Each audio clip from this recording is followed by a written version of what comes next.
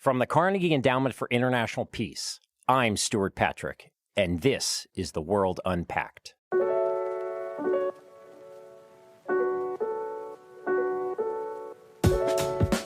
February 24th marks the one-year anniversary since Vladimir Putin launched his brutal and illegal invasion of Ukraine. While the war has not gone according to plan for the man in the Kremlin, any semblance of victory for Putin will undoubtedly involve China, Russia's most important partner. Publicly, President Xi Jinping has stressed the sanctity of sovereignty, the need for dialogue, and the importance of peace. At the same time, China has been a lifeline for Russia's battered economy, as the two countries have deepened their trade relationship amid Western sanctions that have tried to strangle the Kremlin's war machine. This also comes amid growing concern, as recently voiced by U.S. Secretary of State Antony Blinken, that China will soon send weapons and ammunition to Russia for the first time in the war. With me today is my colleague Alexander Gabuev. Alex, who also goes by Sasha, is the incoming director of the Carnegie Russia Eurasia Center and one of the world's foremost analysts of the Sino-Russian relationship. We'll unpack how that relationship has changed over the last year, the vision Putin and Xi share for a new world order, and how this war might finally end. I also have one very special announcement. This show marks the 200th episode of The World Unpacked. We couldn't have gotten here without you, our listeners. One way you can help out is by leaving us a review on your podcasting app. Beyond providing us with useful feedback, it helps other folks find the show. And if you're new here, welcome. If you like what you hear, you can join our community by subscribing to the show. We can't wait to make more great content that unpacks the world's hottest foreign policy issues. Thanks again. Now let's dive in. So Sasha, before we turn to China-Russia, I wanted to get your thoughts on Putin's State of the Nation address he gave earlier this morning. This speech comes following President Biden's historic and unannounced visit to Kyiv yesterday. And for our listeners' awareness, we're recording this episode with Sasha on Tuesday, February 21st. I think that the major news is that Russia suspends temporarily its participation in the START Treaty, the remaining agreement on arms control that Russia and the U.S. have. It was one of the major achievements of Obama's reset policy with Russia. And now I think it was already on life support for quite some time because we didn't have inspections during the COVID period. And now Russians are not allowing the American inspectors to come to Russia and monitor the nuclear sites, quoting some security reasons.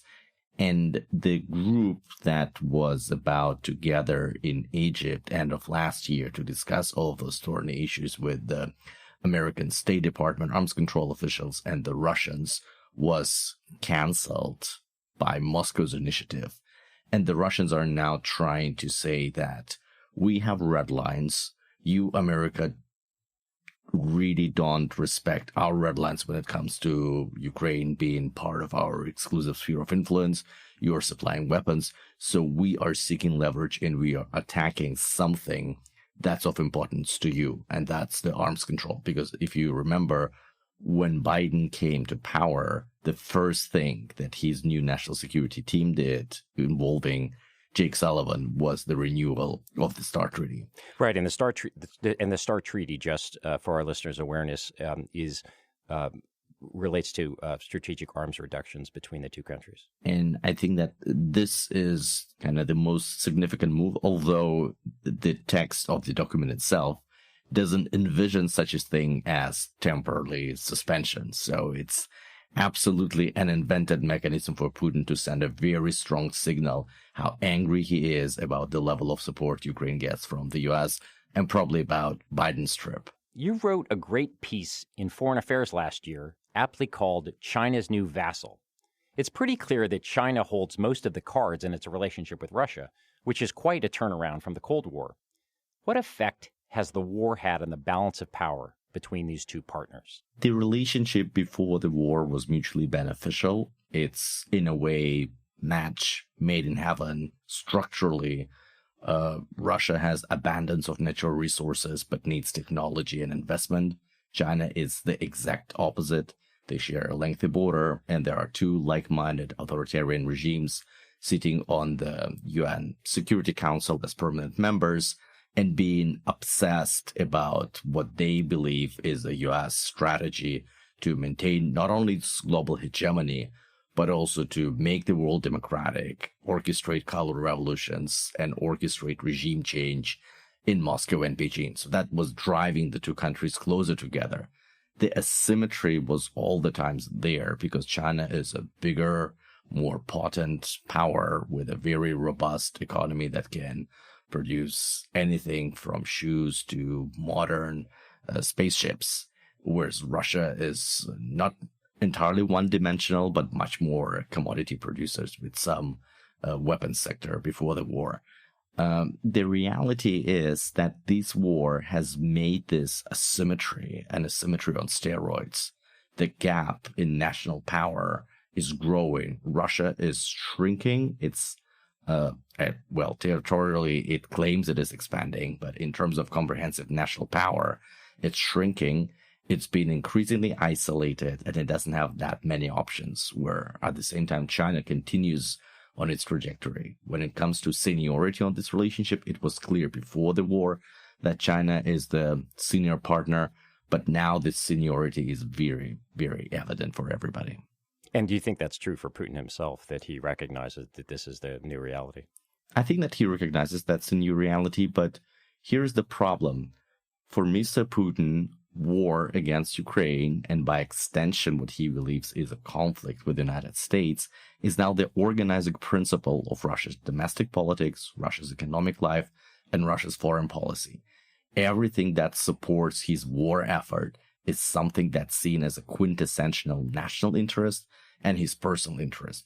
So as long as China continues to buy Russian natural resources or provides some technologies that Russian war machine and the economy need, it's okay. And the price of being an increasingly junior partner of this relationship is something that he's ready to accept.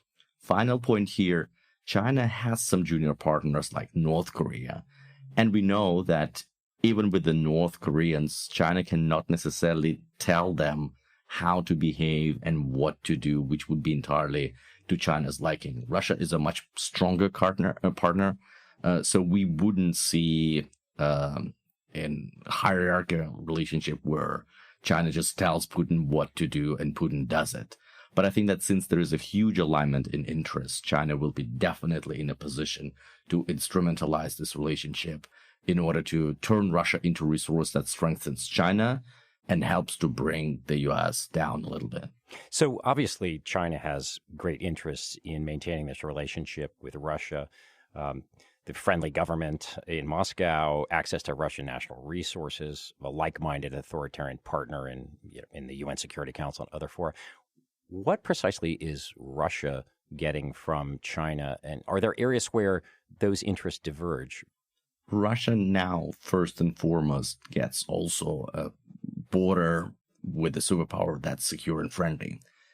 It's ironic, but the operation in Ukraine, the Russian aggression against Ukraine, was only possible because Russia took a lot of troops from Siberia.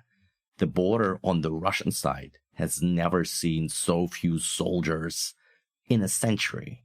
And that's really the result of this axis between Moscow and Beijing. So there is a sense of security.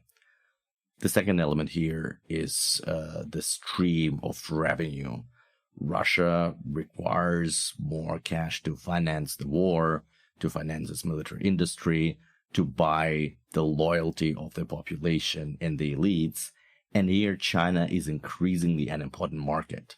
And then finally, China provides technology that's impossible to get because of the sanctions, or you can get them through various third parties through sophisticated schemes of sanctions evasion.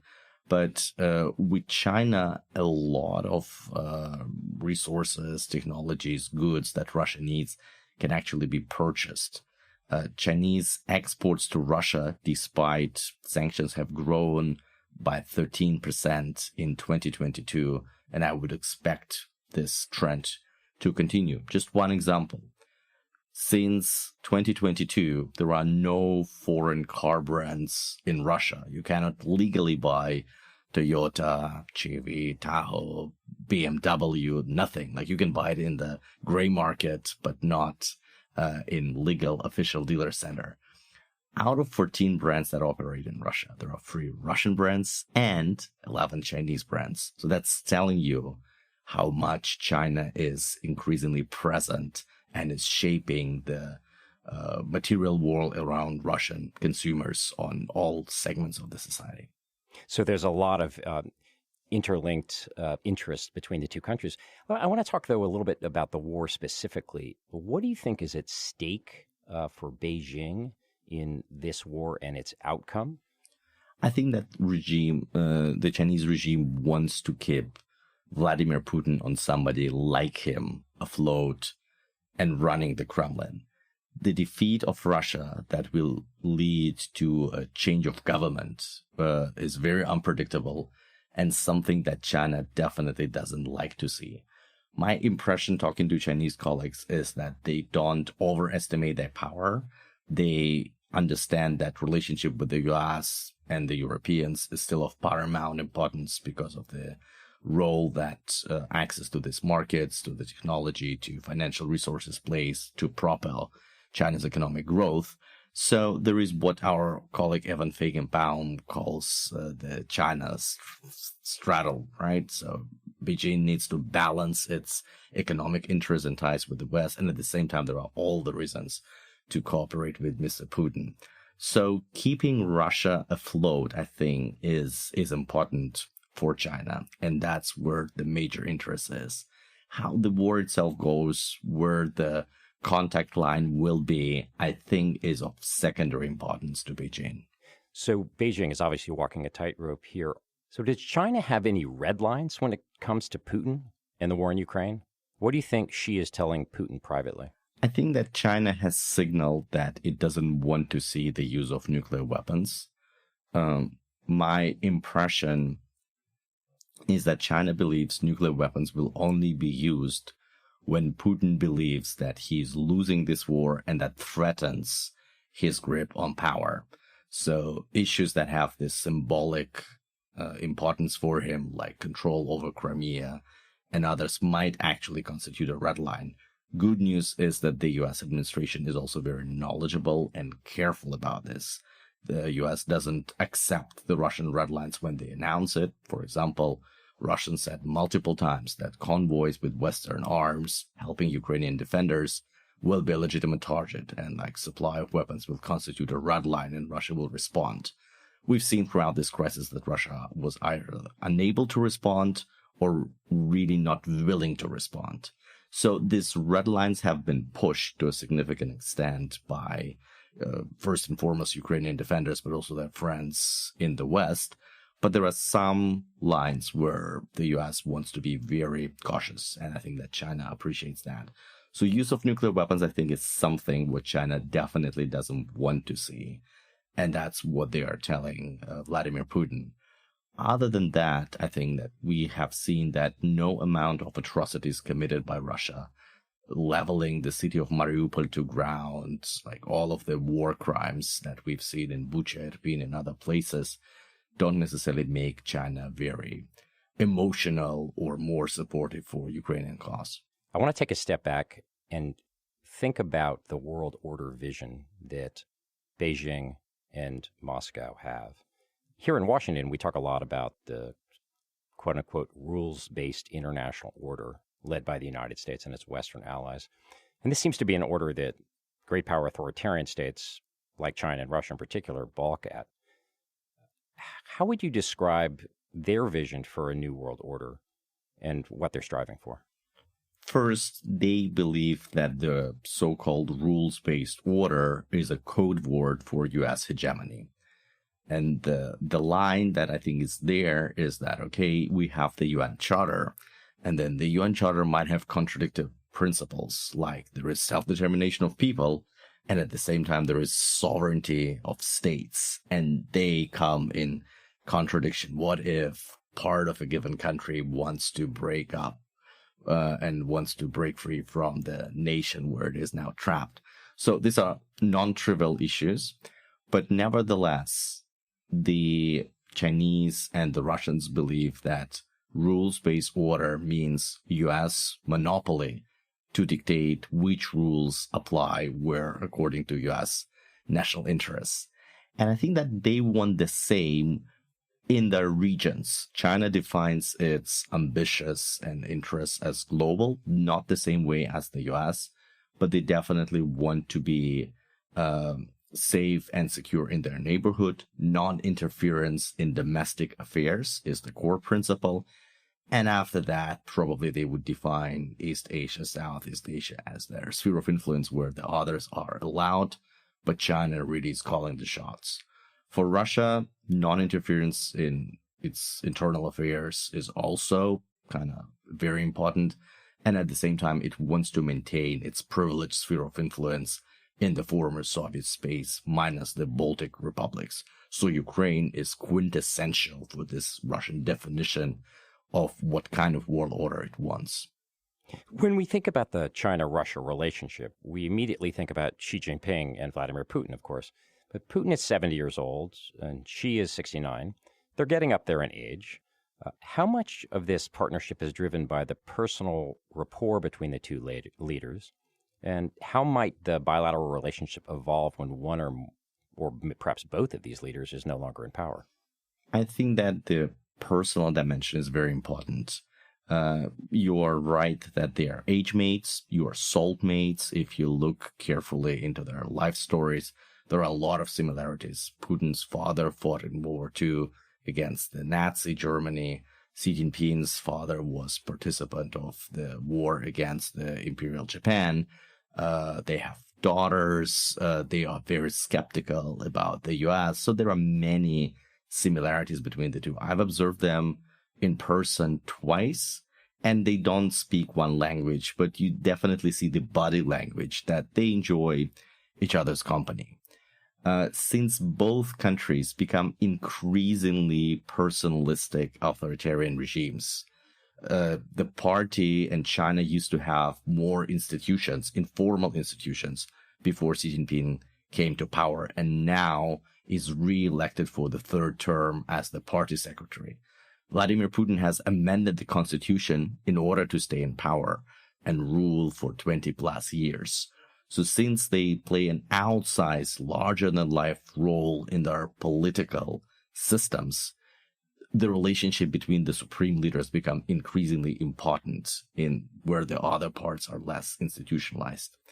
Having said that, we see that with Russia and China, as both Moscow and Beijing in mid-80s embarked on a more pragmatic, less ideological foreign policy, there were a lot of views that are shared that we need to have the territorial conflict resolved. Let's tap into the complementarity, structural complementarity of our economies. And I think that this course in Russia survived Mikhail Gorbachev, Boris Yeltsin, and then Vladimir Putin. And in China, Deng Xiaoping, Jiang Zemin, Hu Jintao, and Xi Jinping also pursued a pretty similar policies. So if the nature of the regimes will stay the same, I would expect that the next leader, whoever comes after Xi Jinping in China, Vladimir Putin in Russia, will keep the same relationship. If there is a change in the nature of the relationship, for example, sometime Russia becomes democratic, which I wish, but doesn't seem super likely to me in the coming years, then there might be a big U-turn in the relationship between the two countries as well. So a lot of uncertainty, but also the potential for some stasis in the relationship. Don't go anywhere. When we come back, I'll ask Sasha about the trajectory of the war and the future of Russia as a nation. Hey, World Unpacked listeners. I've got a podcast recommendation for you if you're into all things Europe. Brought to you by my colleagues at Carnegie Europe, Europe Inside Out delves deep into the complex foreign policy challenges Europe faces, where the continent stands, and where it's heading. Check it out wherever you get your podcasts. Speaking this past weekend at the Munich Security Conference, German Chancellor Olaf Scholz said it would be wise to prepare for a long war.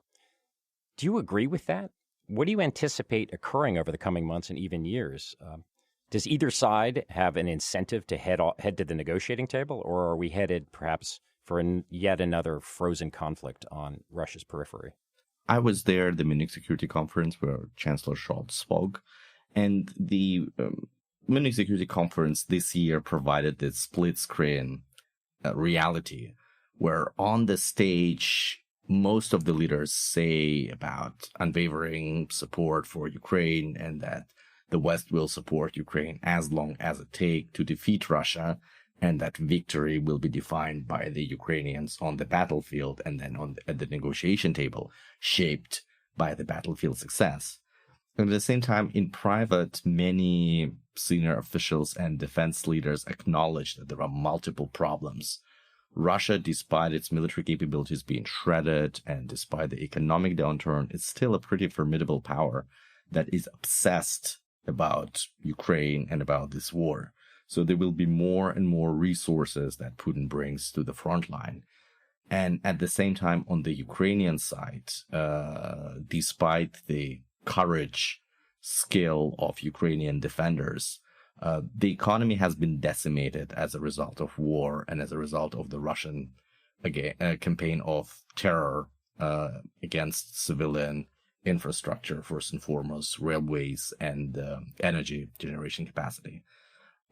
There are a lot of people who are being killed or wounded. And the society is definitely ready to push back against the aggressor. And they know that it's a matter of survival because it's a genocidal war for the Ukrainians. But at the same time, their ability to sustain long war with kind of spectacular breakthroughs like we've seen last year with the Ukrainian counteroffensive is increasingly questionable. But then final part of this element, the political will to support Ukraine from illegal aggression is very much there. The question is how much the defense industry will be ready to produce the quantities and type of weapons that Ukraine needs on time, because a lot of this military support has been shipped from the current stockpiles that the Western Army have. And as prudent NATO commanders, generals would see that given all of the stock of artillery shells, missiles, tanks, it's just not what you will do, given that you need all the time plan for a possible contingency if Russia invades NATO somewhere. It's highly unlikely, but I think as a prudent military leader, you need to prepare for this. So all of this stuff needs to be produced. All of this stuff needs to be paid for.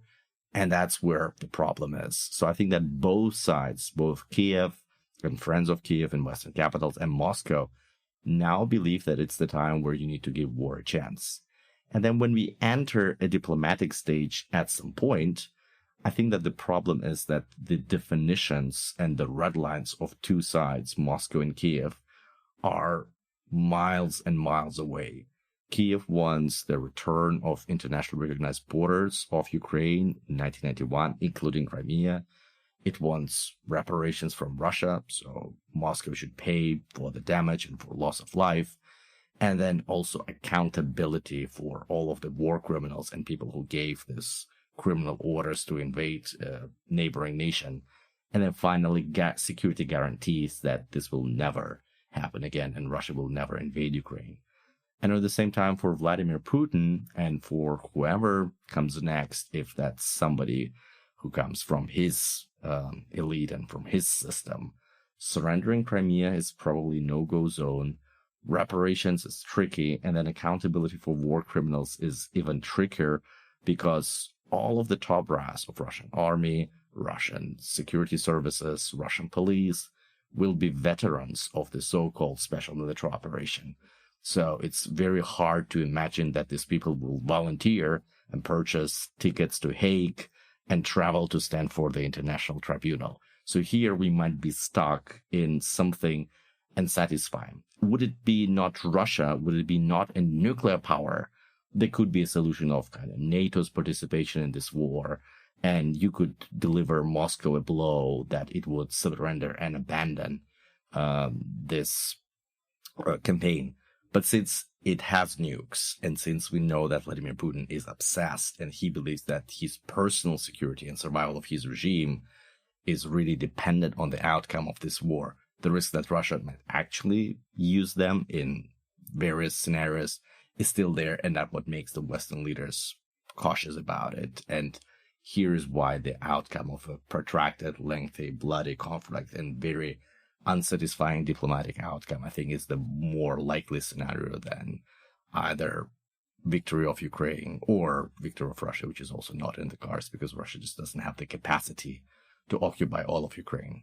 So it sounds like we're headed for an unsatisfactory outcome in which neither side is going to be completely happy or not even close to being happy.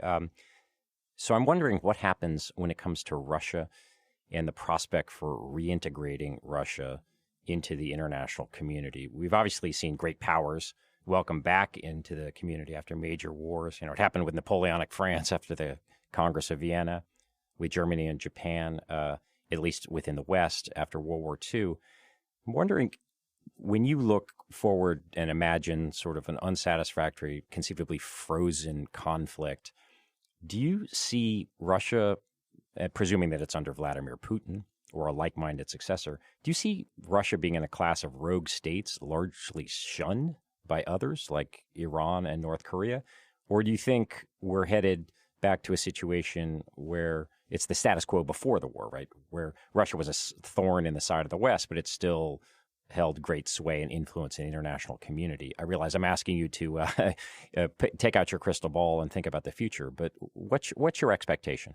I would say that my expectation is pretty bleak, to be frank with you. I think that since this war is unlikely to deliver the satisfying outcome for the Ukrainians and satisfying outcome for the Kremlin, we're heading for a protracted conflict that will be with us for quite some time. The problem is that the countries that you described as major powers that have been defeated and then reintegrated into the community have been defeated completely.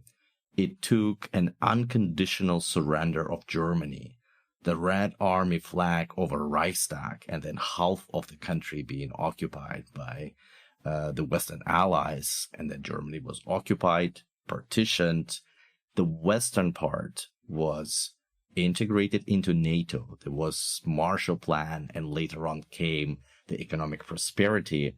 There was Nuremberg Tribunal that brought later on, actually in late 60s and early 70s, this ability for the German nation in the West to face its past, to account for Nazi crimes, and then finally rejoin the European community of democratic nations. Russia won't be defeated by this definition because it has nukes. So if change is to come, it needs to come from within, and that needs that either the elite will implode, Putin will die, or something will happen to him, and then people around him who definitely, there is no love lost between all of these people, they will start to fight each other, and that's how the system will open up, and there will be a chance for a democratic popular force. But I think that this scenario is not very likely because time and again, we've seen, like in countries like the Syrian regime, Cuba, Turkmenistan, Venezuela, after departure of these charismatic leaders, even if they don't have biological successors, the consensus of the elites that understand that it will all go down if regime changes produces a successor that can actually carry on. So my expectation is that Russia will be this giant Iran on steroids, increasingly repressive, increasingly in economic downturn, probably better off than Iran, but still definitely no match what Russia could have been if it wouldn't invade Ukraine or annex Crimea by the same extension, and a country increasingly dependent on China. I want to take a step back for a minute and think about the meaning of this in terms of, that is the war, in terms of Russian nationalism and Russian identity. I'm curious about how you think of the conflict in the long scope of Russian history. Obviously, it has had an identity for centuries as an imperial power, including during the Soviet era, and it has a self-perceived civilizational role. Putin himself clearly has an eye in history, right? He's portrayed himself as an heir to Peter the Great. How central is this imperial identity, do you think, to Putin's vision of restoring Russian greatness and his own concept of Russian nationalism? And if he loses in Ukraine, does that shatter the conception and create, in a sense, a crisis for Russia almost intellectually, but also for the survival of his regime? If Russia loses in Ukraine, according to Ukrainian definition, that will probably trigger this political crisis and also intellectual crisis and moral crisis that might produce a national awakening and reckoning to its past, to its most recent past, and then to the root cause of all of the trouble, be it slavery being abolished only in the middle of the 19th century, the Bolshevik Revolution, the oppressive Soviet regime, and the inability of Russia to face the past, even when it had this opportunity after collapse of the Soviet Union. I think that since this victory of Ukraine and full restoration of Ukraine territorial integrity with Putin in the Kremlin is not that likely, and there will be no total defeat of Russia, this soul searching will not start. A toxic revanchist ideology, something that the Nazis preached to the Germans, using their traumatized experience after the defeat in World War I, Weimar Republic, the alleged injustice of the Allies and treatment of Germany, is very much something that will be imposed on the Russians. And we see that already in Putin's national address that we discussed early on. Putin uses all of these tropes to say that this is not the war we started. It's the war started by the West, which tried to turn Ukraine into so-called anti-Russia. And we are there to defend ourselves and to end the hostilities. So this twist of truth is very much there. And I think, unfortunately, it's working increasingly because there is 20% of the population that stands against the war, but it's silenced and repressed and pushed out of the country. 20% of the population that supports the war cause, and 60% of the silent majority that increasingly has to tilt to the government's position. After another decade of brainwashing, it will be very hard to bring the Russians back to kind of face the reality and Russia's own past. Well, Sasha, my last question is really about what happens after this brutal conflict ends. How do you envision the world will be different?